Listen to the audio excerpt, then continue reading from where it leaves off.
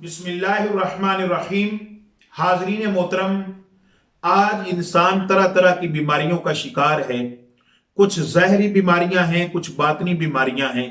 जहरी बीमारियों में अगर कोई शख्स हार्ट अटैक का शिकार होता है तो उसके बचने के इम्कानात हैं। कोई कैंसर में मुब्तला हो जाता है तो वो इस बीमारी से बच सकता है। कोई ब्लड प्रेशर या शुगर का मरीज बन जाता है तो वो उस बीमारी से निजात पा सकता है।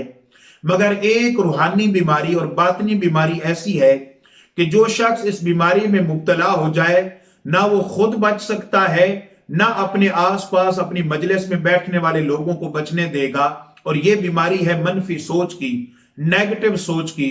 नेगेटिव सोचने वाला मायूसी का शिकार होता है और ऐसा शख्स अल्लाह की रहमत से दूर होता है।